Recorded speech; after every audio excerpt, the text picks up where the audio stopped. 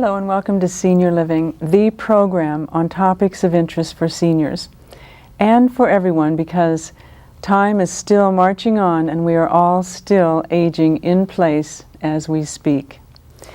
Our mission at Senior Living has always been healthy aging, breaking down the myths of aging by bringing you the latest in information, technology, and hands-on solutions by trained experts in their fields to help us all age as gracefully and youthfully as possible. Today's program is certainly no exception. We are going to hear about the very latest in technology and advances in the medical field to help us all have freedom from pain. I am Lynn Brennan, and I have three very special guests here with me today. First, Dr. Ripu Arora, medical doctor, board certified in the specialties of anesthesiology and pain management by the American Board of Anesthesiology. He's a diplomat of the American Academy of Pain Management. He's been providing chronic and acute pain management services in the South Bay for over 10 years with pain management clinics in San Pedro, Torrance, and Victorville, California. And their motto is, "Let us help improve your quality of life." Welcome, Dr. Arora. Thank you, Lynn. We also have with us today Sheila Arora, physician assistant working with Dr. Arora. Welcome, Sheila. Thank you. Yeah. And we have Genevieve Kowaleski, a recovering chronic pain patient of Dr. Arora. Welcome, Thank you. Genevieve. Chronic pain is said to be the most costly health problem in the United States today. And it costs an annual over $50 billion. 75 to 80% of adults in the United States have had back pain, and 5 million Americans are partially disabled by back problems, with another 2 million severely disabled so to the point where they cannot work. Arthritic pain affects 40 million Americans. As many as 45 million Americans suffer from chronic headache pain. Cancer pain and other pain disorders such as neuralgias and neuropathies, central nervous system pain, even pain with no physical cause are counted in this serious health problem. Now that's the bad news. But we're here today to dispel the myths and to bring the good news of freedom from pain. Dr. Arora, tell us first about pain. We know that it's an unpleasant feeling that lets us know something may be wrong. It's the body's warning signal. Yes, Lynn, the pain is actually the body's signal of some ongoing damage or maybe a tissue damage which is impending. And it can be acute or chronic form of pain. Acute is when somebody has a sprained ankle or broken bone or acute appendicitis. People have an acute warning sign that there is something going wrong in the body part, and it can be taken care of right away with the proper treatment and some pain management medications or analgesics. But sometimes the pain lingers on, and even if the healing is happened, pain continues, and we call it chronic pain. And it can be constant nagging chronic pain, or it can be intermittent in nature. So that is the problem. When it becomes chronic, then it also has a lot of effects on the body, on the patient's environment. It changes their social behaviors, changes patients' psychological behaviors, and actually the chronic pain patients sometimes are sitting in a cycle of pain where the pain is causing the disability, and the disability is causing depression, and the depression is causing excessive pain. And that is how it can and should be treated, and it is like a cycle of pain. Absolutely.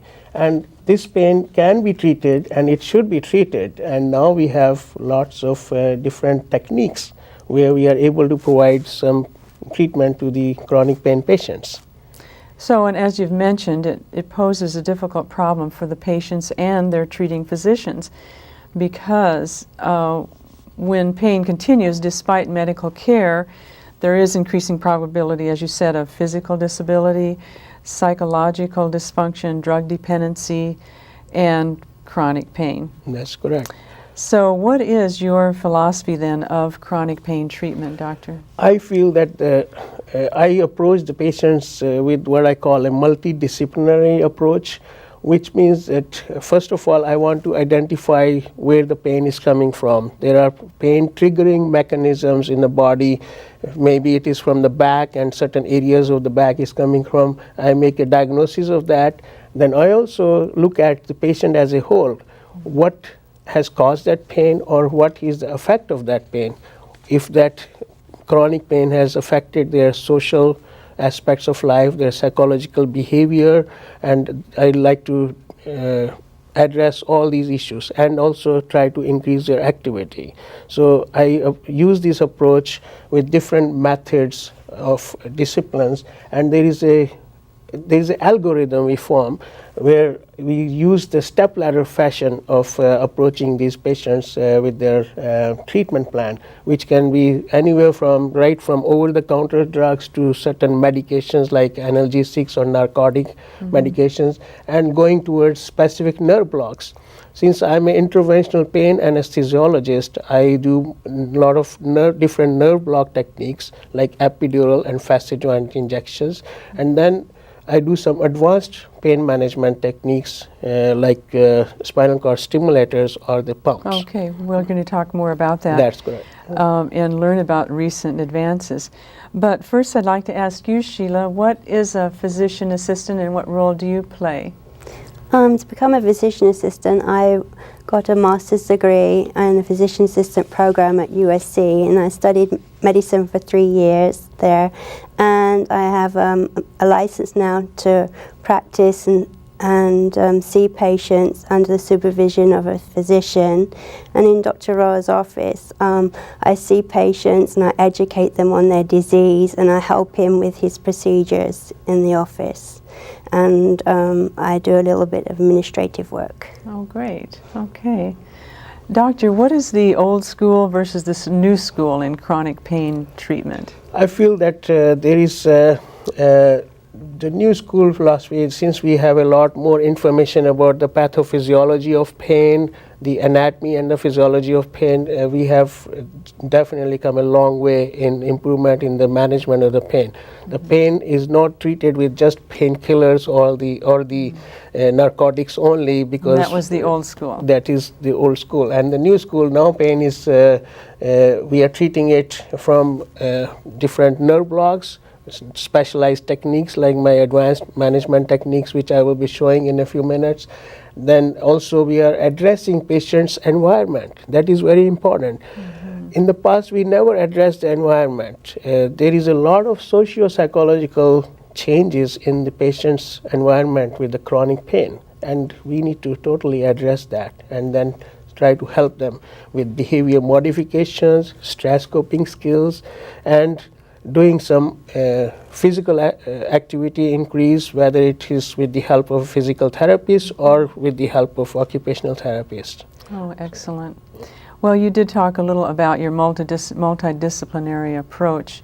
So would you go ahead and tell us about some of the advances that you've been working with? Yes. First, I want to say that I'm going to pick up, since back pain is the most common pain syndrome I see. Apart from that, I also treat the headaches, the patients with the shingles with post-herpetic neuralgia, patients with the chronic pancreatitis pain, patients with pelvic pain, patients have cancer pain, different types of pain we manage. But today I will specifically show you about the back pain. My main purpose is to identify what is a pain triggering mechanism in the back. The pain from the back, there will be a picture here which shows that it can be coming from the posterior aspect, which is the back aspect, where it could be from the middle aspect or the front aspect. The posterior aspect shows that there are facet joints. There could be arthritis of the facet joints, and in the middle aspect is the components of the nerves. The nerves could be either damaged or compressed, or could be inflamed with a possible ruptured disc or something. Then the anterior complex is where the pain could be coming from a degenerative disc or the traumatic disc, or it could be some osteoporotic bone changes in the vertebra causing the pain, or it could be osteomyelitis or anything. So also we have to make sure that there's sometimes patients have a back pain coming from the abdominal problems like aortic aneurysm. And then patients can have pain from the muscle layers or the ligaments and from the skin. For example, shingles can cause back pain similar to a radicular pain from the nerves. So main thing is to identify where the pain is coming from. Sometimes we do diagnostic injections just to identify what is the pain triggering mechanism. Then after that we go after treatment of those specific areas. For example, in the back, I will just point this out in the spine, in the facet joint, sometimes we go inject steroids under the fluoroscopy, do the facet joint injection. And for the nerve block, sometimes we do the epidural injections in the space around the nerves and put some steroids and local anesthetics to cut down the pain. The other thing we do is actually, this is a needle? yeah, that no, you're this is not the needle, I'm just pointing it out. But as we go to the further things like the discs, if there is a specific one or two discs which are causing the discogenic pain, then we can, instead of having a big surgery or major laminectomies, sometimes some patients are not suitable for that, or sometimes the discs are small and contained, causing back pain and the leg pain. I can do a cleaning of the disc, what I call it, with a decompressor. This is a little equipment which has a disposable battery operated machine, and it has, I call this a roto-rooter. What it is there is a picture here which shows that it has augers in the front. There are two places of the augers, and then this particular piece which goes into the needle, and I insert the needle inside the disc under fluoroscopy, and it is done under local anesthesia. It takes less than half an hour to do the procedure, and patients go home within 2 hours of this. And I just clean up the disc. Idea is to clean up the central part of the disc, which is called the nucleus, and just remove 1 cc or 1 to 2 cc of nucleus out so that it decompresses the disc and also makes it pain-free. It is the other things we do is for the facet joints, sometimes we use the radio frequency machine, which is an electrical machine with a high frequency current passed through a needle placed on the nerves going to the facet joints, and it temporarily damages the nerves. And those the nerves, they regenerate between 6 to 12 months, but during that time that gives a good pain relief for the patients who have degenerated spine, especially the elderly have a lot of degeneration. Then the other things sometimes what happens, the patients get spinal stenosis with all the degenerative changes going on with the aging. The nerves, they get very tight inside the spine, and as these nerves are going down to the legs, they cause shooting pain down the leg like sciatica. So sometimes if they are non-surgical patients and they continue to have pain, we do radio frequency of the dorsal root ganglions, or sometimes we even treat them with the epidural injection, and then as we advanced in the therapy, sometimes we put spinal cord stimulators, which means there is a lead like that, like a pacemaker lead. We just go ahead and install that inside the epidural space under the X-ray. We do a trial for 1 week, and then that lead basically is attached with the external battery, which looks like this, and through the battery we pass some current, and the current is causing some stimulation in some fibers in the spinal cord, and that blocks the pain pathways. And this is a very, very successful procedure. So this is the spinal cord stimulator? Yes, and